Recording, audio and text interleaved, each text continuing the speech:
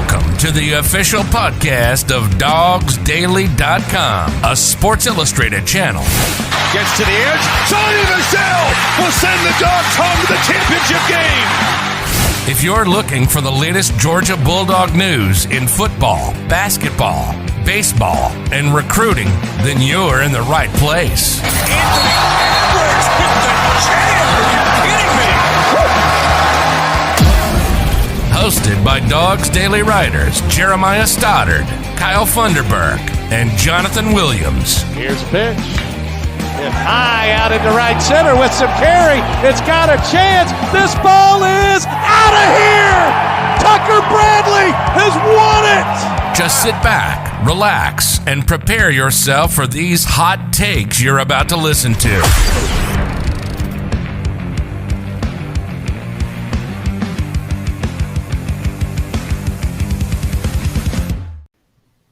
All right, welcome back to another episode of Classic City Sports. As always, Jeremiah Stoddard along with my buddy Jonathan Williams. For the first time on our show, we are doing it live. I doubt we'll have that many people watch live, but it's something new for us, so we'll get the word out a little bit better moving forward, most likely. And hopefully we do get a good bit of people watching. That would be awesome. So if you are here listening, thank you for your support. We appreciate it, and hopefully we'll be able to keep you coming back to us after this episode as well. So there's obvious things to talk about today, right? So we just saw on Saturday, Georgia's performance against Alabama was less than exciting to watch for Georgia fans. So we're going to jump into all of that and really kind of talk about what we took away from it, because we're not going to get so in detail of every little aspect of the game, because I don't think everyone saw the game and knows where there was big issues and stuff like that. So I'm just going to talk about the game, what we took away from it, how we think that Georgia can answer those issues and respond by the time they go, 3 weeks from now, playing against Michigan down in Miami. So that'll be where we kind of focus most of it. Everyone's talking about this, so we're going to as well for a little bit and give you our insight or input on it as well with that quarterback situation, because the one thing that we kept hearing even during the game, I was at the game and in the stands, and I heard fans around me, it was the third quarter, and some people started yelling, put JT in. So that's obviously something that everyone thinks about and is paying attention to. So we will as well, give a few minutes of discussion topic on that at least. We'll talk about Michigan briefly at the end, just kind of tease that. We're not going to get into super long details of everything against Michigan because we haven't watched enough of their stuff yet to really, evaluate their performance and say how Georgia will compare to them in that Orange Bowl. Plus, we got to have something to talk about for the next 3 weeks. Yeah, we're not going to give it all to you. We can't go ahead and give it all to you right now. So. We can't give it all to you, 3 weeks out, So we're not going to do that.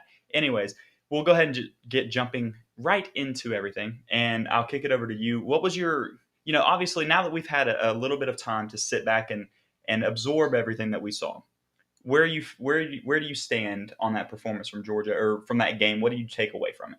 I mean, Georgia hit their lowest low of the season.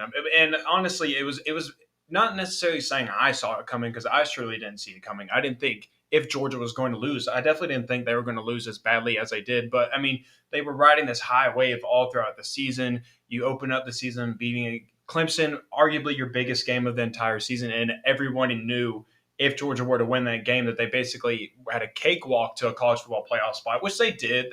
They're in the college football playoff. That's all you can hope to be in, is have a chance at the national championship after the final selection show happens. So they're in the playoff, but regardless, it's definitely concerning to see Georgia not only lose to Alabama, because, obviously that's been Georgia's big brother. It's been the Bama hurdle. Can Georgia ever beat them? Can Kirby Smart ever beat Nick Saban? Those are all still questions, and they are valid questions because they have not been answered yet, other than, of course, Nick Saban continues to dominate Georgia. But anyway, it's still concerning to see that they're they lost in the same fashion almost that they did last season. It almost felt identical. I mean, I think it was the same score as last year it just seemed like quarterback play kind of was iffy.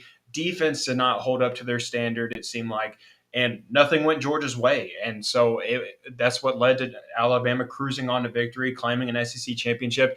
But also it was concerning to see that it didn't seem like Georgia had too much of a fight in them, especially as the game progressed. It just kind of seemed like a daisical, seemed like the defense was kind of out of it. While they were still getting stops, they were still playing up to par on their end towards us in the second half. But you just didn't really see the fight and the drive that they typically had throughout the season that made them so good and made them so suffocating on defense. And then you didn't see them be like as explosive or like it's something just obviously seemed off to me, in my opinion, after watching the game. Yeah, for sure. And when I watched it, I sat there, especially through the first half, and I remember just sitting there going, why are we playing defense the way that we were playing defense? Like the schemes that we were running, just the way that we were going out there and attacking Alabama on the defensive side was what really kind of made me mad, because it wasn't what we had done all year long. I felt like that game, Kirby and Dan Lanning took their, entire season's worth of work, the 12 games that they had put together, that they were the number one defense in the country, allowing less than 7 points as a team collectively per game. And that's including a pick six. So it would be a little bit lower than that had there been, that not counting against the whole team as well. So I felt like they took that entire plan and everything that they had been able to do the entire course of the season and just threw it out the window and just decided, you know what, we're going to change this. We're going to play this like kind of like a soft shell defense zone, sit back, and then hopefully, they don't pick us apart too much, that we're thinking we're going to force them to kind of drive the ball, 8-9 plays a drive in order to score on there. Mm-hmm.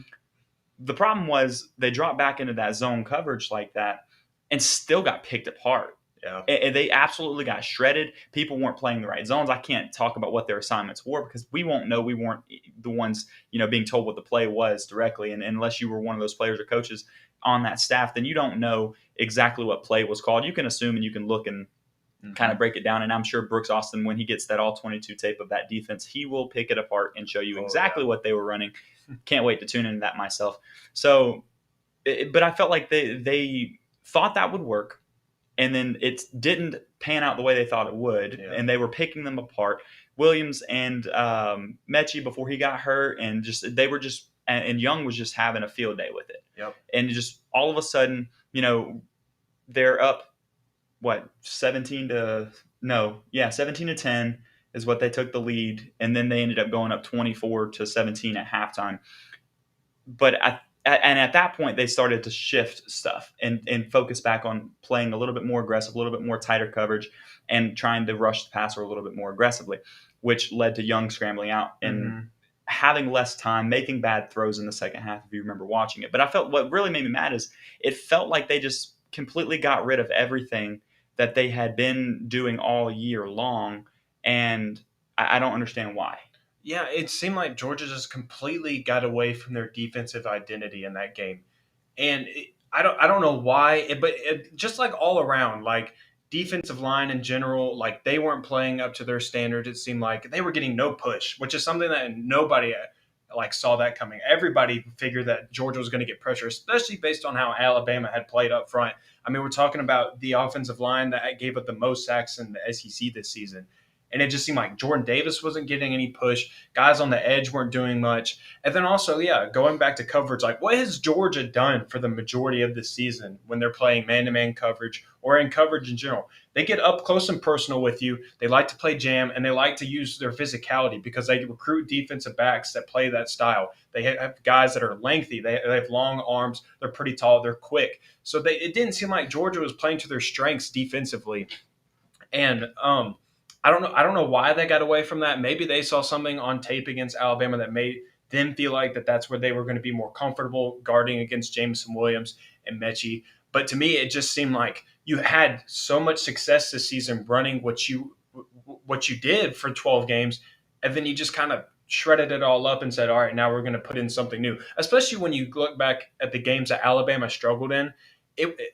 What did teams do? They pressed them at the line of scrimmage. They pressed their wide receivers at the line of scrimmage, and they jammed them at the line of scrimmage, and they forced them to play physical. And then also they pursued the ball. That's something that you saw teams do, like Texas A&M, LSU, Auburn, and even Florida at times. That's how they had success against Alabama and how they kept it a close game with them.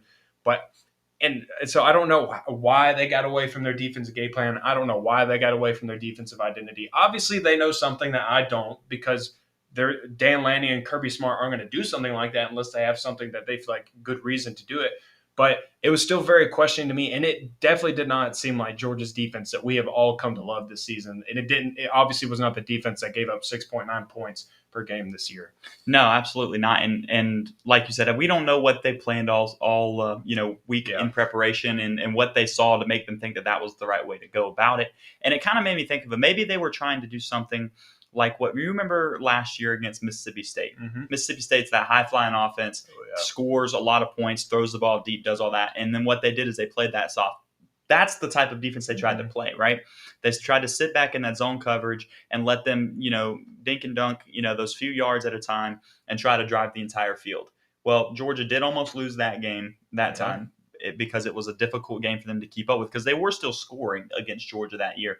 But that's what they were trying to do, I think. And it didn't pan out. It didn't work like that. And I think that they realized that as well because, like I said, come the second half, they really didn't give up those big plays constantly. Yeah. But in that first half and watching the game a couple times in the second half, I saw stuff like this where it was, like you said, that Georgia's usually really good about swarming the ball. They're really fast. Mm-hmm. They do all of that. People don't get a lot of yards after catch, that kind of thing, right?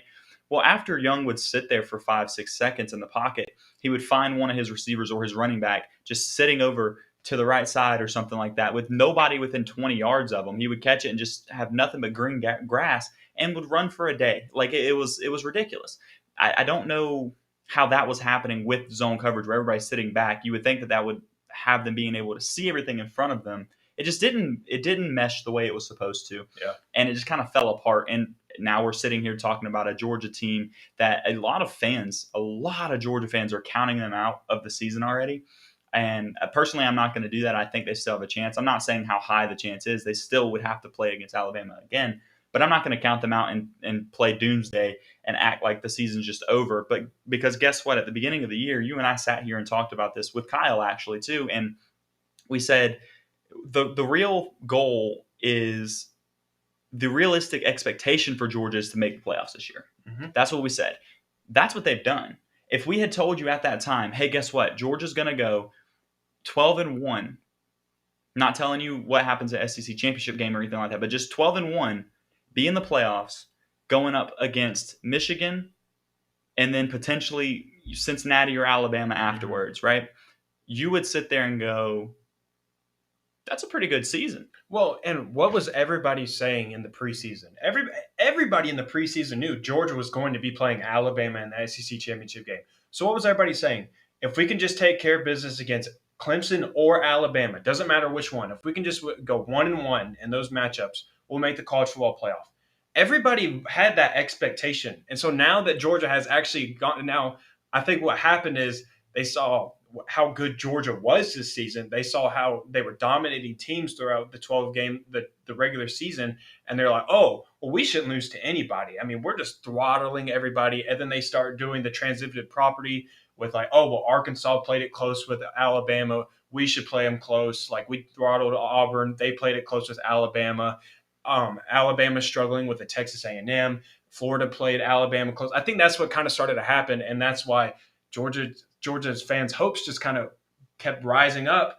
And they kind of forgot, like, Georgia is still in the position that we wanted them to be in at this point in the season. You're in the college football playoff.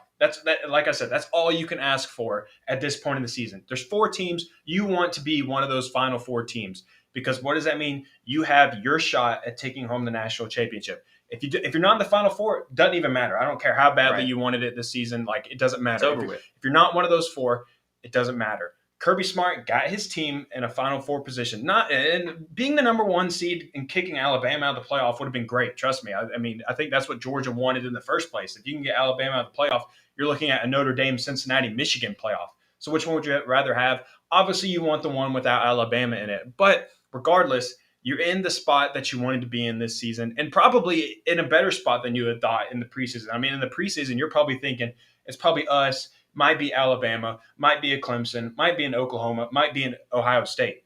Well, you got one of those teams in there. The other 3 are out. So you might even be in an even better position than you thought coming into the preseason. So just like take a step back if you're a Georgia fan, analyze and realize the position that you're in. You're back in the playoff for the first time since 2017.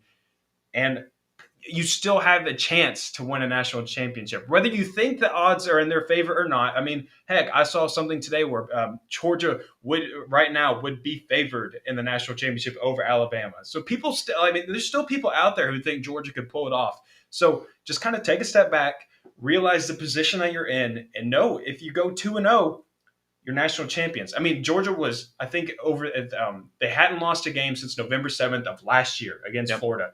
I think it was 16-0. It was 16-0. 16-0 since that point.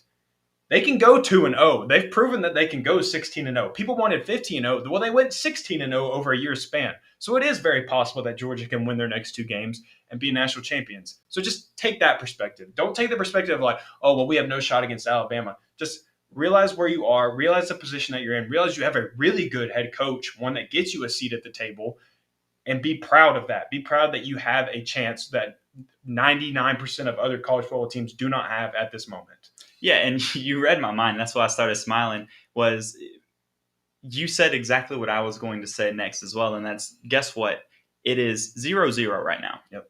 All 4 teams, their regular season records are irrelevant. It doesn't matter. What matters now is who they play next and the fact that they have to go 2-0 in order to win it all. That's it. Nothing else matters, because that is literally all that is left. Mm-hmm. Nothing. So you can sit here and talk about past performances, past games. All of that doesn't matter. Yes, history still is relevant in the sense of, you know, what the teams have looked like, and you know which direction that they, are going in general as a team. But that doesn't mean that anything that happened prior to now is going to happen now. So you get a new chance, clean slate. Only 4 teams in the country got that slate cleaned off like Georgia has right now. Mm-hmm. And you need to go 2-0. Kirby Smart is capable of taking this Georgia team 2-0. I'm not saying that they will win the national championship game, because there's still a lot of time before they would even play. We still have a whole month before that game. Literally, today's the 9th. No, 8th. Today's the 8th. They literally have a full month to prepare for their next matchup against Alabama. If that were to happen, they do have a game against Michigan that they have to focus on first, but they get 3 weeks to prepare for that and really try to figure out what went wrong and how to address that. And that's the thing that you've got to realize. Kirby Smart has shown us as Georgia fans that they're very capable of really evaluating the issues that they've had and addressing them and moving forward in a brighter spot to where you can actually have confidence that they will fix the errors that they've had. Yep. He showed us that in prior years and seasons and everything. So you have to trust that he's going to be able to do that again. And that's something I have confidence that he can. I think that Georgia is going to have a good matchup against Michigan. Overall, the things that I have paid attention to with Michigan, I do think that they match up fairly well there. And so it should be a good game for Georgia there. And then if they do get past it, then going up against Alabama, you just have to trust that Kirby Smart's figured some stuff out. Yeah, and I think you hit on something really key there, is that you have 3 weeks until you play Michigan. And I see that we have some comments already saying JT needs to be played, though, and also that you don't that we shouldn't have Georgia should not have changed up their defensive scheme against Alabama, which we touched on that in our opening rant. Or not necessarily rant, but we touched on that about how we didn't really understand why Georgia changed things up defensively against Alabama. But going into the JT Daniels needs to play. That's the biggest topic right now that everybody is discussing and asking questions about surrounding Georgia football. Well, the good news is that you have 3 weeks. You have 3 weeks to do whatever Kirby Smart wants to do, whatever Todd Monken wants to do, and whatever changes they want to make. They have that opportunity to make that change if they want to. I don't know what they're going to do. I don't think anybody has a clue about what Georgia's going to do at the quarterback situation. But one thing that I will say about this situation is that I don't know that changing quarterbacks changes the outcome of Saturday's game. And I say that because, one, your defense gave up 41 points. Or 41 was it? I can't remember. I think 41. It was 41 points. You gave up 41 points. I don't know that changing quarterbacks is going to matter in that situation. I mean, Georgia got dominated on both sides of the ball, it seemed like. So, but what I will say is that it would have been nice maybe to see JT Daniels at some point in the second half, just so that you have something on tape of the most recent JT Daniels that you have. You have something on tape. not only on tape though, but against Alabama, someone that you could play later on in the national championship. So it kind of gives you something to build your future off of. So you kind of can say, like, okay, this is what Stetson did for us against Alabama. This is what JT did for us. Who do we feel the most comfortable giving the keys to this offense in the college football playoff? So you have 3 weeks to figure that out. I don't know if they change it. I doubt they do, honestly. I just don't see them changing things up like that. But maybe they do. Maybe they have a change of heart. Maybe they feel like JT Daniels does give them the best shot to beat Michigan and Alabama or Cincinnati. So that's all I can tell you is that the good news is they got 3 weeks, and they have plenty of time to make those changes if they want to.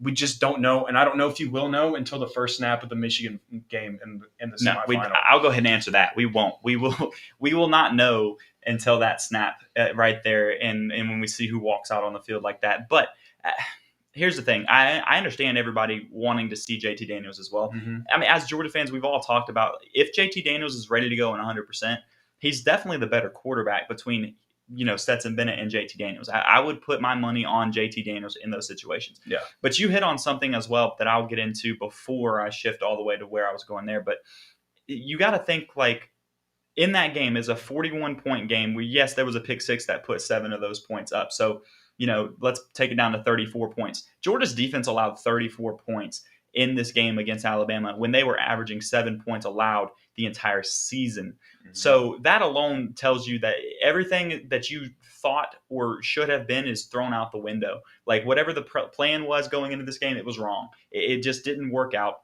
And so, but like what you were saying, does it really make that much of a difference if JT Daniels is in this game? I know a lot of people out there will say yes. The reason I say it the way that I did is, do we know that that's true? Because none of us are watching practices. None of us are in the meeting rooms. None of us see what's going on overall. And something tells me that there's still something else going on in that situation that is keeping JT Daniels off the field. Because we even mentioned this, I think it was last week, we talked about this, was, well, if Stetson Bennett does go in there and struggles and you look like you might need a pass-heavy game, and at that point you think that they could make that switch and maybe he could lead the team the rest of the way, that scenario presented itself. If it was going to happen, it was going to, like, the situation was there for him to do that. He didn't do it. He felt there was a reason that he can't do it. And I know a lot of Georgia fans out there may think that Kirby Smart is just stubborn and just wants to stick to his guns of what he's made a decision on, sticking with Stetson. I don't think that's the case. I think Stetson Bennett is the best option for Georgia right now. What that means, I don't know, because I don't know the situation with JT Daniels, but something's telling me personally that I feel, and this is an opinion, I'm not directly connected to the team or anything like that. So you got to think of, he's not potentially ready to go. For some reason, Kirby Smart doesn't think he's the better option right now. And that should tell you something as a Georgia fan, that maybe he's not. Like, Kirby Smart always goes into his press conferences and everything when he talks about quarterbacks or any position, really, he always says, this person, or we will play whoever gives us the best chance to win right now. Yeah. And maybe JT's not the one that gives us the best chance to win right now. Maybe there's something keeping it from being that. And we got a comment talking about how you had to keep containment, had to get pressure to Bryce Young, and how the secondary for Georgia has been the weak link of Georgia's defense. And I agree with that. Anytime you talked about what was something that Georgia struggled with on defense, if there was a weak link, because they played so phenomenal throughout the entire season, it was a secondary. You kind of saw that in the Tennessee game, where there's a few times where they got exposed a little bit. Even saw it as early as the South Carolina game, where there was a few times they got beat pretty badly down the field for some explosive plays. So you knew that Alabama was going to be able to do that. I mean, you got a Jameson Williams and a Josh Mechie who can burn you down the edges, down the field, whatever. I mean, they can do it all. So what you had to do was you had to get pressure on Bryce Young. And it goes back to that. I mean, Georgia didn't have any of it. It didn't sound like they could produce anything there. And he was just able to sit back in the pocket. And we talked about this last week. We saw it when Arkansas was only rushing 3 and dropping 8. If you don't get pressure on Bryce Young, he's going to pick you apart. And he played a perfect game because of that. He was able to progress through his reads, find his guy, and just let his athletes do what they do best and just make plays. And it made the game super easy for him. And so when you do that, you're going to get put in a really bad position. And we saw that where Georgia's defense just looked hopeless out there because Bryce Young, who is going to win the Heisman now, he had his Heisman moment pretty much against Georgia. I mean, the game came easy to him. And if you're not getting pressure, he's proven he's an elite quarterback, and he's a really dang good one, especially with the weapons that he has. So that's definitely something they have to figure out moving forward. I don't know why Georgia wasn't able to get pressure. I mean, there could be a million reasons why, but it was very evident that what they were doing to get pressure was not working, obviously. I mean, whoever the offensive line coach is for Alabama needs a raise. Oh, yeah. Because the drastic turnaround from 1 week, 7 days, from how they played against Auburn and looked like Swiss cheese, holes everywhere. And that right tackle, 36 sacks on the season, and you shut down Georgia's defensive line, who has potentially 3 first-round draft picks right now. I mean, that's absurd. Yeah. And so, like, the drastic turnaround for them, maybe that was somewhat of a game plan issue for Georgia, to where they had adjusted their game plan and didn't attack them the way that other teams did. And that's the question that I don't know yet either. I wanted to go back and watch this stuff. I don't want to at the same time. Yeah. So I'm just going to wait for our guy, Brooks Austin, to do his film breakdowns of it, so he really gets into the details, because he'll tell me what I need to know a lot more than I'll be able to take off of it by watching it again myself. And if I watch it again myself, I might just get more frustrated personally. So, but yeah, so like the offensive line coach definitely deserves a raise immediately for that, because he instantly turned it around to where it made Georgia's front seven just look irrelevant on that pass rush. And so therefore he had all that time to go. Yeah. And we talked about, Bryce Young looking nearly perfect on that. Let's talk about how Alabama basically played a perfect game against Georgia too. Yeah, exactly what I was about to say. The only issue that they really had was Bryce Young fumbled because Devontae Wyatt made an absolute amazing play. I'm pretty sure it was a 20-yard downfield play. He almost fell flat on his face on that play, too. He was on the ground at one point, and he got up and chased him down and forced a fumble. He made a bad play originally because he was kind of playing a spy position. He was sitting there, and then all of a sudden his feet kind of just left from under him, and he kind of laid down. I know exactly. I remember what you're talking about. Yeah. And then he got up, but he stayed on the play, and he chased him down and knocked the ball out of Bryce Young's hand because he came from behind him 20 yards downfield, so it caught him off guard. Bryce Young got the ball back. You have Nolan Smith and Devontae Wyatt right there, and they don't get that ball. That was the chance right there for Georgia to really get back in that game. As soon as that didn't go their way, they were in trouble, because at that point it was 17-17, 1 minute left in the second half, or in the first half.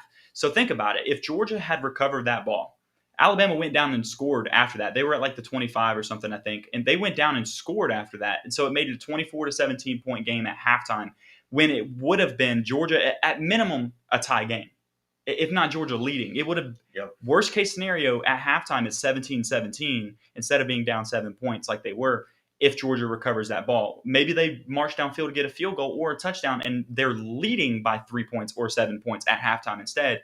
So then Bama comes out, even if they score that first touchdown immediately. Because think about it. Bama came out and scored immediately in the second half because they got the ball back, and it made it a 14-point game for Georgia, or trailing by 14 points for Georgia in less than 2 minutes into the second half. And so all of a sudden you're playing from way behind. You don't even have time to go out there and really run the offensive game plan you wanted anymore, because they're now up 14.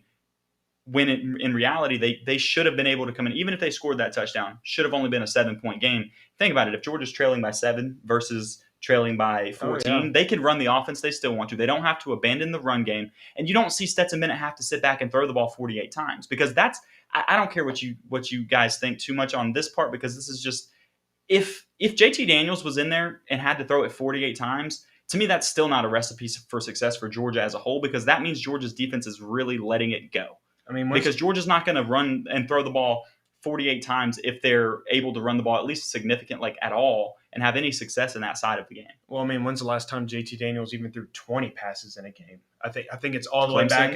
He did throw against Clemson. He threw like 20. It'd have to be South Carolina the last time he threw that many passes. Did he throw that many against South Carolina? I have no idea, but that's the last time he went through a whole game throwing for a good portion of the game. So I think you also have to put that in the back of your memory, is that it's hard to ask a guy that's been on the bench for that long to just throw him against no one other than Alabama and say, all right, chunk it 25 times for us. We need about 3 touchdowns from you. So I think that's hard to ask a guy, which is why these next 3 weeks are extremely pivotal for us, or pivotal for Georgia, to figure that out. But I think also something positive to take away from this game. Georgia looked great for 12 games this year. They looked phenomenal. Every single week, what did you hear? It's Georgia and it's everybody else. Alabama looked good for 12 games this season. They didn't necessarily look great. There were some games where they looked great, like against Ole Miss. They looked like the typical Alabama Crimson Tide that they are. But then, of course, they had games like against Florida, like against Auburn, like against LSU, where you're like, I don't know. Like, who is this Alabama team? But they played perfect in their 13th game against you, and you played horribly in your 13th game. Fell flat on your face. So what I'm saying is, you know that you can play great. Alabama played great once this season, pretty much, against you. In the moment that they needed it most, they played great. So for the next 2 games, I think you have to like Georgia's odds to continue to get back to their standard, and maybe just hope that Alabama goes back to their standard of, we're a good football team. We may not necessarily be great, but we are a good football team. And that has to give you some type of hope. You've been the most consistent football team in college football this history. We haven't seen consistency from anybody else. Georgia has been the most consistent team this season. That is why they were ranked number 1, and they broke the record for going like 8 weeks unanimously at the number 1 position in the polls. So you've been consistent. You had a slip up. It happens. You get punched in the face. It happens. It's football. That's part of it. You're going to get knocked on your face sometimes. But what matters is how you respond to that punch. That's how the rest of the story is told. You can dictate how the rest of your story is told if you're Georgia for the next 2 games in the college football playoff. It's just a matter of how you respond. And from what we've seen after that Alabama game, it seems like this team is responding really well to that game. You've heard Kirby Smart use it. You've heard a bunch of players use it. It was a wake-up call. And it's good to see that the players and coaches as well are responding well to a loss, saying like, maybe this is exactly what we needed, was to get punched in the mouth this season. I think it was. I think if it's going to happen, you want it to happen when it did there, right? You don't want it to happen once they hit the playoffs, and then all of a sudden a Michigan team comes out and just shocks the world and hits you in the mouth then, right? Like, that's what you don't want. So if you had to have it happen, this is honestly the game to let it happen, because it was a big enough game to justify saying that you could come in and really get hit in the mouth. That's why you wanted to go undefeated this season. That's why it was a huge deal for them to go undefeated this season, because you knew you could go into that game and not have to win to make the playoff.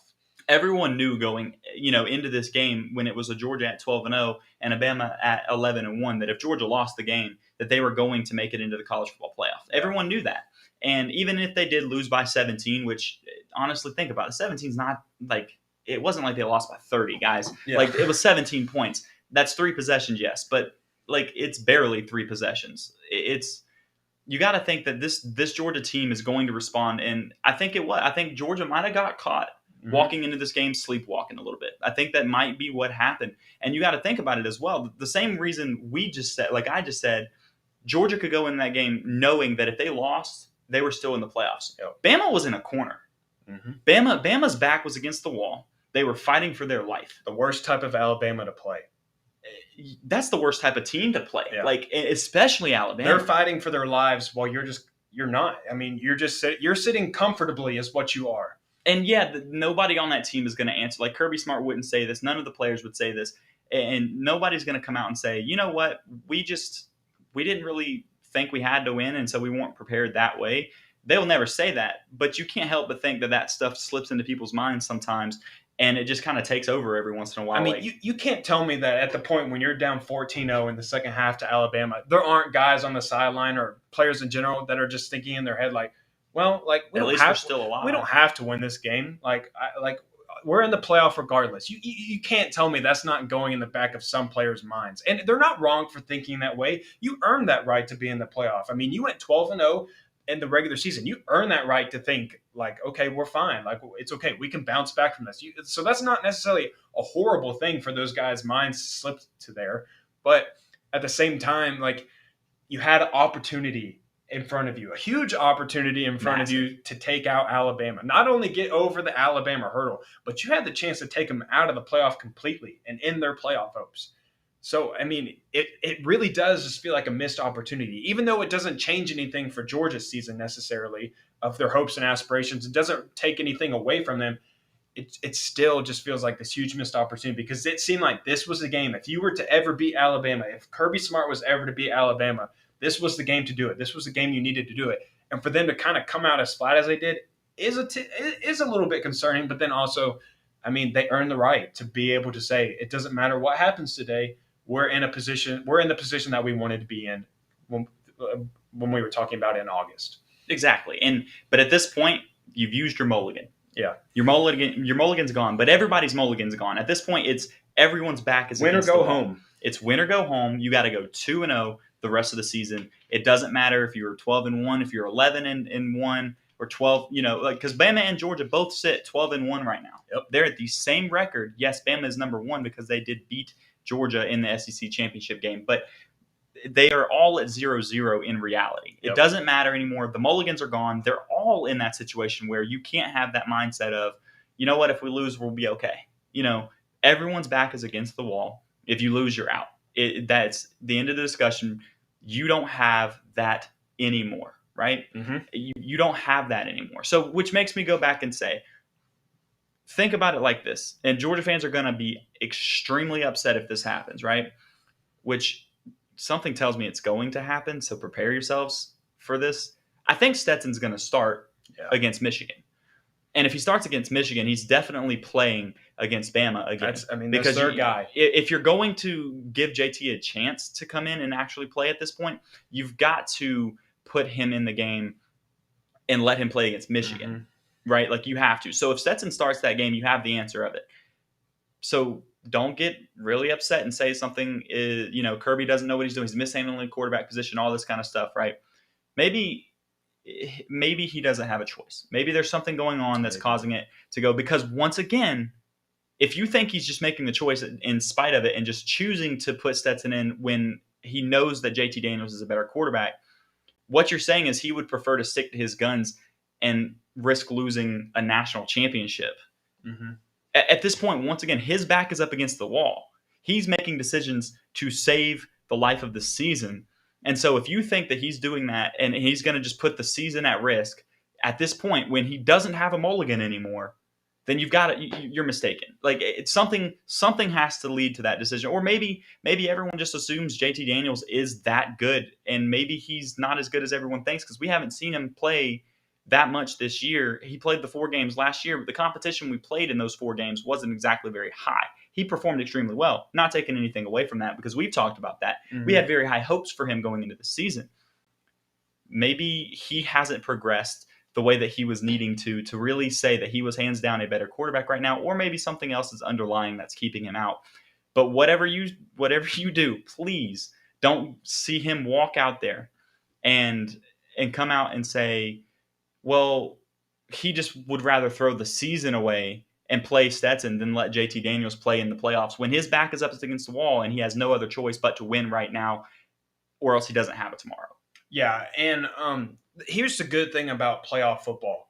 Whatever happened earlier in the season, I don't care if it was championship weekend or week 1. None of that matters anymore. I mean, heck, Alabama proved in the SEC championship game that everything that happened earlier in the season doesn't matter. So it dang sure doesn't matter in the playoffs. I mean, you're 3 weeks removed from it. So you can almost say it's a totally 4 different teams because now everybody they're getting a little taste of being in that national championship game. And so everybody's fighting for the same thing. Like those 4 teams, they all have the same motivation. So everything that happened back in August, back in October, it doesn't matter. But so the good thing about that also is that what Stetson Bennett did in the SEC championship game also doesn't matter. You're 3 weeks removed from that game. That doesn't matter anymore. If you're playing against a team that you're going to be playing against Michigan, someone that you haven't faced in, I can't even remember the year it was, but you haven't played them in a long time. So none of that matters. What you did about Alabama doesn't matter against Michigan. That's the task at hand. You got to beat Michigan. Don't even think about Alabama. You have to think about how can we beat Michigan. And so with that, Stetson Bennett could very well be the guy that you need to beat Michigan. I mean, they have some really good edge rushers, and what's something that we talked about with Stetson Bennett is that he provides you mobility, something that JT Daniels necessarily does not give you. So maybe Stetson Bennett is the guy to beat Michigan for you. Maybe you have to put that in the back of your mind about, okay, maybe, like as much as you want to see JT Daniels, that doesn't necessarily mean that JT Daniels is the guy that you should be playing against Michigan. So and then also, of course, like we've been saying, like you have to also remember, like we're not here at practice. We're not watching JT Daniels get practice reps. We don't know what JT Daniels looks like at practice. We don't know what Stetson Bennett looks like at practice.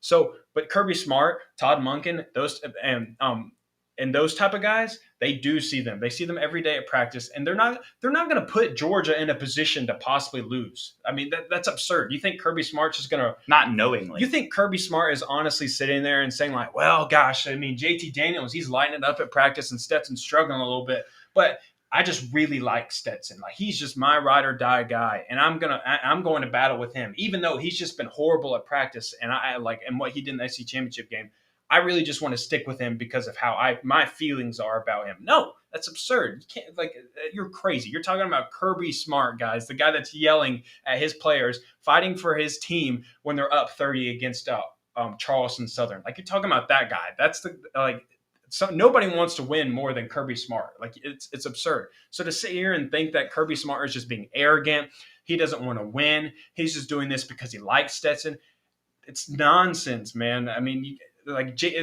of course, that's assuming that Kirby Smart's extremely arrogant. Yeah, you're saying that he is so stubborn and arrogant that he's like, you know what, I'm going to stick to my guns and my decision because I know I'm right, and so I'm just going to ignore the new stuff that's come up and the things that we've learned in the meantime. Like, I'm going to ignore the fact that I can see JT Daniels absolutely lighting it up right now, and I'm just going to. I know Stetson's struggling. I know he's not that great right now, but you know what?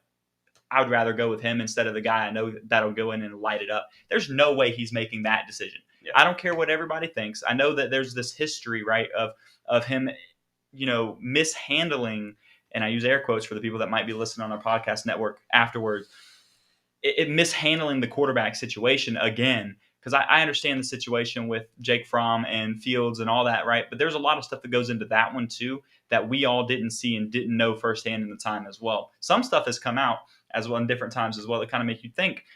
But you can't sit here and say that that's just what he's doing again, as if he's just making this choice because he thinks, I don't care. He learned from Nick Saban, right? Mm-hmm. Nick Saban proved that he was willing to take a quarterback out at halftime to win the game. You don't think that Kirby Smart would do the same? I mean, he did. I think he would. He did it with Dwan Mathis just last year against Arkansas. Yeah. I mean, we saw early on in that game, Dwan Mathis did not have it. There was That's a good point, actually. Whether because he got hit in the head in that one play where he's running to the boundary, he played scared. It was evident that he was not your guy. What did Kirby Smart do? He pulled him out, put in Stetson. He went to the next guy.